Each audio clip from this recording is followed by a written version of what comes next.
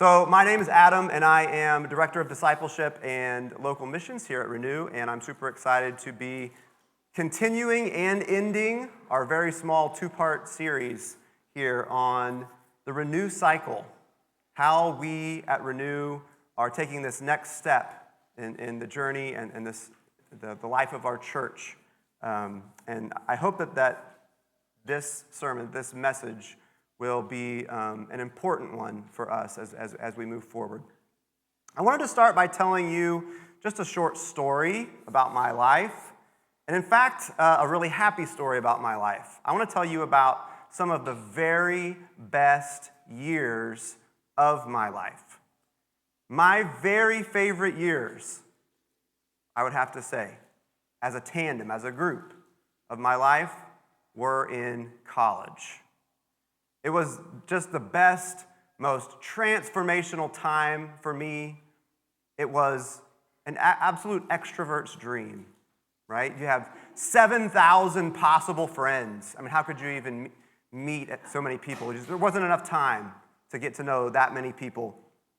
A dorm hallway full of open doors. Anytime you wanted, you could just walk down the hall and go introduce yourself to someone new or hang out with someone you hadn't talked to in a while. It was incredible. Now, after graduating from college, I'm afraid that my story takes a bit of a turn because I decided to go to law school. And my first year of law school was one of the most difficult, stressful, probably worst years of my life. It was rough. I noticed myself becoming a very self-serving, unpleasant, even arrogant person. And while I would like to blame all of this on the stress of all or nothing exams, or the legal profession as a whole, or perhaps my property law professor who liked to throw erasers at students who had incorrect answers right in the middle of class, the reality is quite different. You see, the big difference between some of those best years of my life and this most difficult, worst year of my life was Christian community. Because the part of the story that I didn't tell you is that I became a Christian in college through an on-campus student ministry. I spent the first several years then of my Christian life surrounded by people who were not only my friends, but who were also seeking what it meant to be Christian and to live a life deeply connected to God. I was pushed to seek truth and to grow in so many ways, countless number of ways. But when I went to law school, I lost all of this. See, I lived off campus with some friends from high school who weren't Christian, and I became spiritually isolated. It wasn't that I stopped believing or stopped trying to be Christian. I still went to church on most Sundays, but listening to sermons once a week wasn't enough to allow Christ to replace my selfish, sinful character with his own righteous and loving character. And as we consider this morning what is so important about my own story with regard to Christian community, I think we can approach this from both a negative and a positive perspective. And here's what I mean. We can think about the way that Christian community helps us avoid the negative of life, and at the same time, we can see how Christian community adds something, gives us a positive in our lives. First, avoiding the negative. Now, a pastor that I used to work with was fond of saying, and you could often hear him say this to people that were coming in to tell them their troubles, that the population of Crazy Town is 1. And what he meant by this is that nothing is more likely to make you more emotionally and spiritually unhealthy than getting off by yourself and becoming isolated, losing community. At the same time, though, let's see, how does community help us embrace the positive? See, what was it about my college years that were so formational? It was not just about going to church on Sundays, though of course that is important. It was being surrounded by a group of people who knew me and cared about my spiritual journey, where you were just as likely to be asked by a buddy, what is God doing in your life right now? What are you hearing from God these days? As you were being asked, did you see the game last night? So of course we would talk about both. This was as close to an Acts 2 type church and community as I have ever had. And God's probably never felt more consistently present in my life ever. Now, I hope this is what lands on everyone today. Not just as adults, but you youth, you tweens that are here, I hope you hear this as well. Because the importance of Christian community and staying plugged into a group of believers who can help to encourage you and exhort you and shape who you are is just beyond my ability to describe to you just how important this is. I get invited, certainly as a former youth pastor, I got invited to a lot of high school graduation parties. You know how they always have you fill out a little words of advice for the graduate. And I got to where my advice was similar every single time because I believe so strongly in this. I would say, wherever you are, wherever you go, find yourself Christian community. You must stay plugged in. It is critical. Now, I want to accomplish two major goals with the rest of the time that we have this morning. I want to first explain to us the need for small groups, not just from my own personal life, but get into the theology of this. Why are we created to be in community like this? And then secondly, I want to tell you a little bit more about Renew and our specific vision and our plan for this ministry. So first, let's talk about the need for Christian community and why this is so important to Renew's present and our future. And I want to start with a question. And this is going to be a question that a lot of you are probably already thinking. It's probably already, I see the marbles rolling around in some of those brains right now. I see some of these faces turn, the side eyes pointed my way. And the question is this. My question to you to start with is, why wouldn't we? Why wouldn't we embrace this opportunity? Why wouldn't we seek out Christian community together? And the look that you're giving me, I see it, I know it.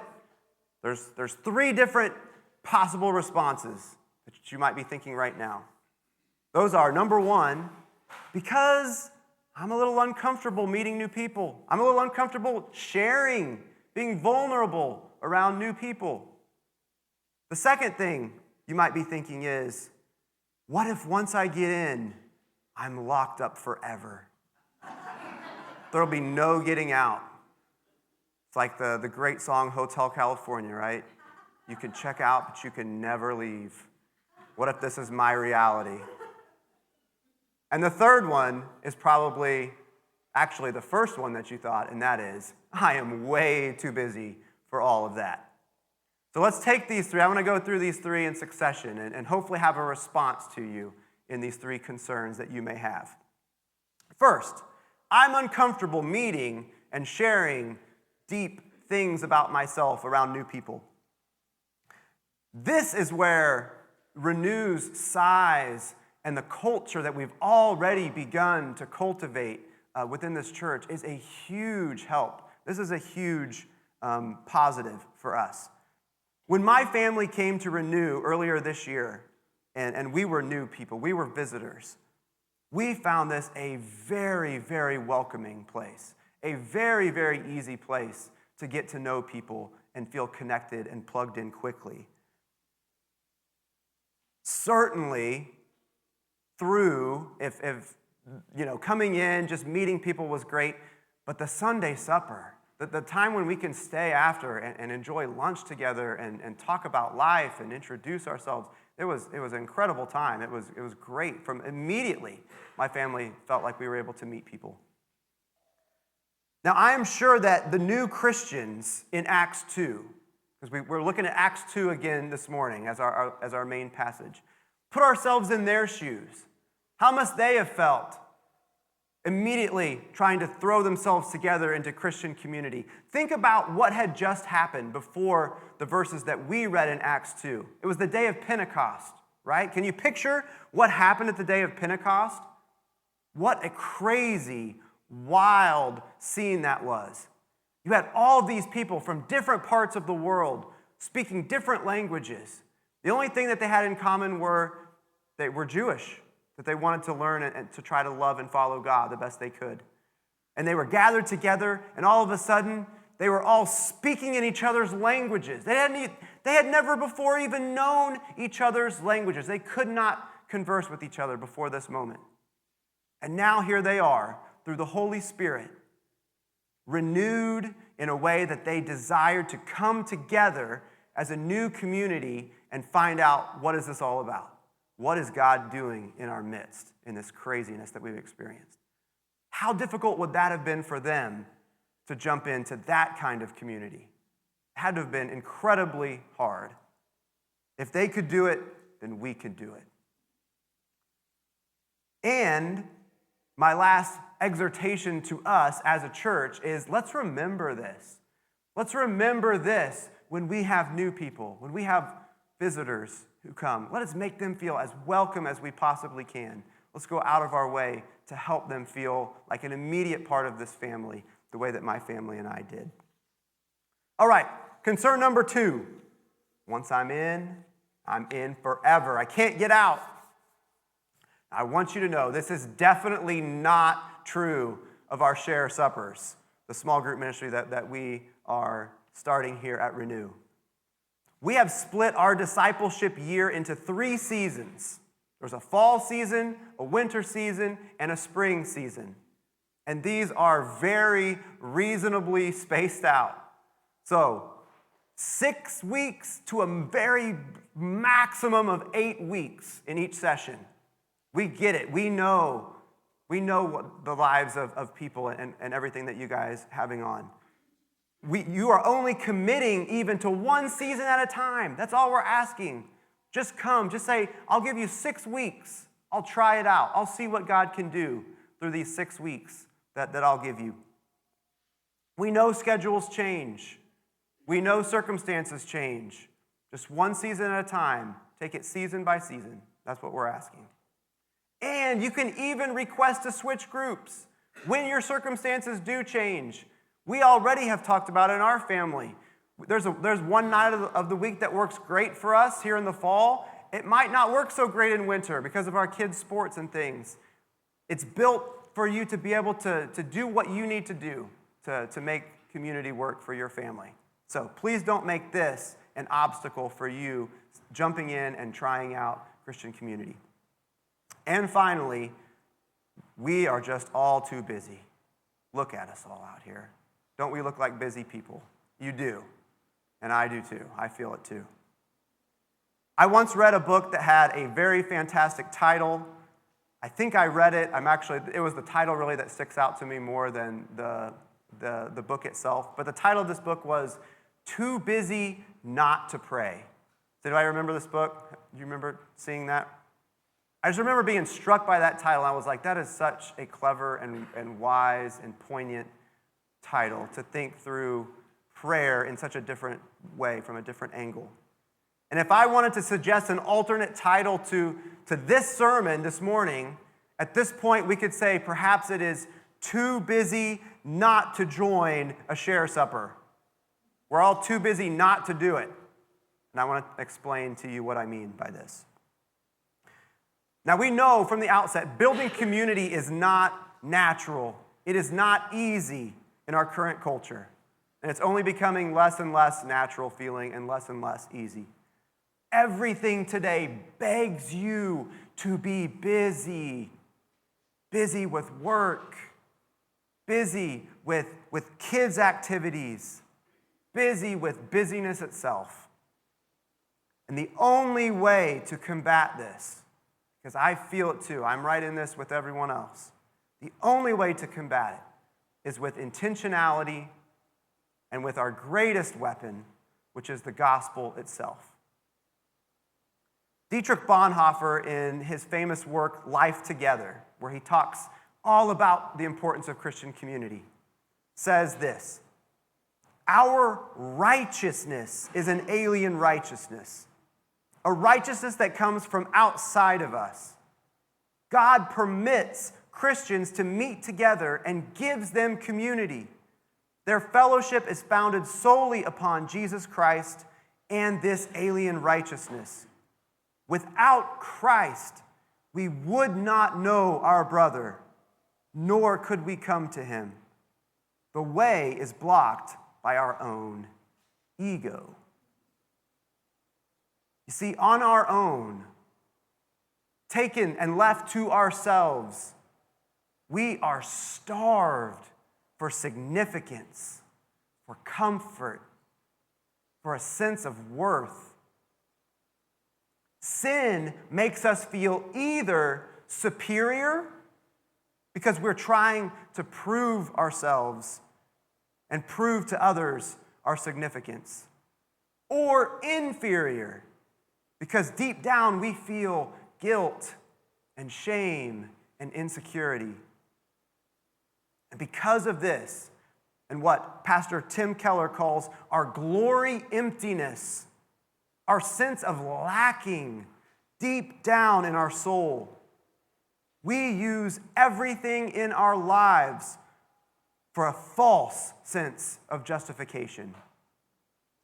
We do not work for the sake of doing good work in this world. We do not connect with others for the sake of the others. And even our kids' activities are readily used to promote and justify ourselves. It is the gospel, and only the gospel, the good news that we are already justified. We are already known and loved and respected and forgiven by the Creator of all things. Only this gospel can free us of these needs. And when the gospel changes us, we can begin to relate to others for their sakes, not our own. Not for the way they make us feel about ourselves. We can be humble enough to realize that we are nothing without the saving love of Jesus. And yet, we can be bold and confident, knowing very well that we have received exactly that. Peter writes to the church in the book of 1 Peter chapter 2, as you come to him, Jesus, the living stone, rejected by men, but chosen by God and precious to him, you also, like living stones, are being built into a spiritual house. You see, we don't have to worry about being rejected by people around us because we are already loved by God, saved by Christ, and used by the Holy Spirit for the work of building God's kingdom. Our identities are confirmed and sealed, and this frees us to seek relationship with each other for the sake of each other and for the sake of that incredibly important work that we are called to do. Now, all of this can and should put the problem of our busyness in a new light. How can we be too busy for such an incredibly important aspect of our humanity? How can we be too busy to live into the very purpose of our creation, to love both God and one another, and to reflect the relationality of our three-in-one God? I hope this morning, as you've joined me in looking through all of this together, that we can conclude together, we can't be too busy for those things. All right, our second major goal for this morning is to introduce and explain our share suppers and to connect this again to the renew cycle. Last week, Pastor Nathan showed us the full picture of the renew cycle. There it is. It's the 3 meals that we can partake in each week to be filled by God ourselves so that we can feed the rest of the world with the good news of Jesus. We save Sunday, as we say, to live in the good news by worshiping together, participating in the Lord's Supper and Sunday supper each week. But it can't stop there. And if we're living in correctly, as a natural result, we won't be able to help but to live out the good news that we're taking in by doing life together. This is our share suppers, making who we are and what we want to do at Renew all the more complete. Remember, in Acts 2, the people were together everywhere, it tells us. They were together everywhere, not just at the temple, though certainly that was important, but gathering together in each other's homes. They couldn't get enough of being together. And the apostles didn't have to urge them into coming to these other meetings. This wasn't a response to a command or a duty or a guilt that they felt. They came together as a response to the new life that they'd been offered. Now, as we think about our share suppers, what we're going to be doing from this point moving forward at Renew, I want to look first at our purpose statement. What's the purpose? Why are we having these share suppers? We want to gather to share Christ with one another and our neighbors. This is it. This is the purpose. This is what we're doing. Our share suppers then will be an outward-facing missional grouping. These will be groups that are looking outward to the rest of the world, not inward at ourselves. You see, community is not a type of ministry. It's not one more thing that we need to do in order to be a good Christian. We're not saying, okay, we should read our Bibles, and we should pray, and we should be kind to people, and we should join a small group. It doesn't quite work that way. Community, instead, is the way that we are able to be and do all that Christ urges us toward in this world. It's a being, it's a way of living into the truth and the love that we've been shared. Now, as I've been preparing over the course of the summer for this very day, the kickoff of our ministry, of Share Suppers, I ran into something that was very, very interesting, and for me it was really, really unexpected. You see, when I researched and I found, and I saw people were being asked, now that you've experienced a small group, what made that a positive? What were things that didn't work as well for you? And they asked them the question, what were the purpose statements of your group? What was the intention of your group? And people would tell them, well, either the intention, the purpose statement was we want to grow closer to God versus that we want to go out and show Christ's love to other people. You see the difference here between an inward focus and an outward focus. And this caught my eye because as a small group leader for years, that was our purpose statement. It was we want to grow closer to God as a group. And I thought, well, isn't that a great thing to aspire to do? It is, right? But the interesting, surprising thing that I found was that groups that had an outward focus, that were missional, that said we want to go out and be the hands and feet of Jesus, we want to show the love of Jesus to other people, actually experienced the closeness with God more than the ones that had that as their purpose statement. Isn't that fascinating? And I thought about this, and the authors didn't really offer up any theories of why they thought this was. But I racked my brain on this. I thought, why would that be?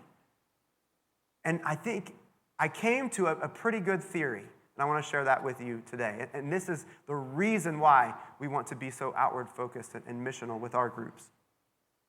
Because being self-sacrificial and others-focused is so much the heart of Christ. This is so much who Jesus came to be and what he came to do in this world. That when we begin to reflect that posture outward, we begin to come close to the heart of Jesus. In that moment, we reach closest with God. This is how we come to know God's will and his purposes and his love and his mercy in the world. The closer we can get to the heart of Christ, the closer we will get to the heart and will of the Father. As we think about our share suppers, the small group ministry here at Renew, we want to build a certain culture with what we're doing. And we came up with, I don't know, I don't want to reach around and pat myself on the back here or pat Pastor Nathan. He's too far away, I can't reach him. But we came up with, I think, a pretty clever little acronym here, because we want to gather to share Christ, as we said, and here's our acronym, SHARE. So you can tell me, don't tell me if you disagree that it's clever. Just smile and nod and pretend, even if you don't agree. So I want to go through these, and I want to show, these are our method. This is our ways that we want to establish a culture with our share suppers here at Renew. These are things that we want to embrace together as we think about what these groups will look like. The first, S, stands for seeking. S stands for seeking. We want our share suppers to be places where people feel comfortable seeking truth about this person named Jesus. And we want to be seekers ourselves, looking for opportunities to connect with friends and neighbors and to invite them into relationship with Jesus and to invite them into Christian community through Renew. Together, as Psalm 105:4 says, we will seek the Lord and his strength. We will seek his presence continually. H is for hospitality. We want our share suppers to be places where people feel welcome, where we are willing to offer up our time and space and energy, where we are willing to sacrifice our goals and comfort for the sake of theirs. As Romans 15:7 encourages us, therefore, welcome one another as Christ has welcomed you. That's the big key, isn't it? For the glory of God. A is for authenticity. We want our share suppers to be places where people can be real with one another, embracing vulnerability, being able to ask for advice and admit our faults. As James 5:16 says, therefore confess your sins to one another and pray for one another that you may be healed. We will never be healed if we are not coming as our true selves. And we also want to be genuine and real and true to our core principles of faith, living with the gospel as central to everything that we do. R is for reliability. We want our share suppers to be places where we can count on each other when we need each other the most. We're only asking for 6 to 8 week commitments at a time, and of course, there will be grace and understanding when things come up. But we want to show up whenever we can because we realize that our presence blesses others. The nights that we just don't feel like going anywhere, those are incredible little moments where we can begin to take the focus off of ourselves and onto supporting and enriching others with our faithfulness to them. As Luke 16:10 proclaims, one who is faithful in a very little is also faithful in much. And finally, E is for enjoyment. We want our share suppers to be places where people feel loved and encouraged. It should be a joy to live into our high calling as the gathered body of Christ. And we will seek to make our relationships and our time together as enjoyable as possible. Hebrews 10:25 exhorts us to enjoy each other, not neglecting to meet together, as is the habit of some, but encouraging one another, and all the more as you see the day drawing near. At Renew, just as our Share Supper purpose statement declares, we want to be Christ-like neighbors and to learn how to better share Christ with those neighbors. And thus, this is going to be the first topic that we dive into together in our Share Supper groups. This is the book that we will all be reading. It is called Placed for a Purpose. And it will be a very interesting, very deep and meaningful dive into what neighboring can look like. What does it mean for us to not just love God with all of our heart and soul and mind and strength, but also to love our neighbors as ourselves? We're going to provide these books for you, so sign up. Don't worry about buying these yourselves. As soon as you sign up for Share Supper, these will be provided for you. And we'll embark on this together as we seek to be better neighbors.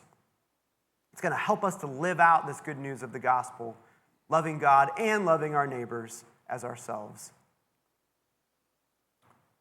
Okay, so that's it. Those are the two things.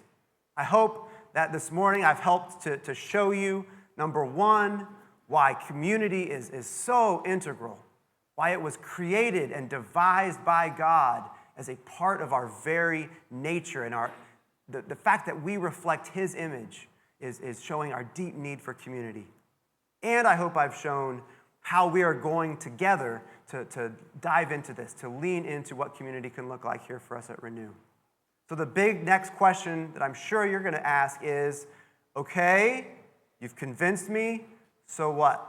What are we going to do? What next? What's the next step? The next step is sign up for a Share Supper. You can go out and do that right now. I don't care if you don't listen to the next sentence I say. If you're out there, sign up for a Share Supper, you're doing a good thing. Lean into this. Join in what we're doing. We want this to be a movement, a step. The way that God is using us as a church moving forward is going to be so integrally tied to these Share Suppers and what we're going to be doing together. See if God can move and work through Christian community in your life and the life of your family. See if Christian community can truly be the demonstration of the good news of Jesus Christ, transforming who we are and what we live for. Let's live into this aspect of what Christ has won for us on the cross. Let us not skip over this. This is part of what Christ has given to us through His death on the cross. It's a new life together. It reshapes everything, including our relationships with each other, as the people of God. Where we once were lost and alienated from each other, now we are found and been brought near both to God and to one another. Let's explore this beautiful truth together. Amen?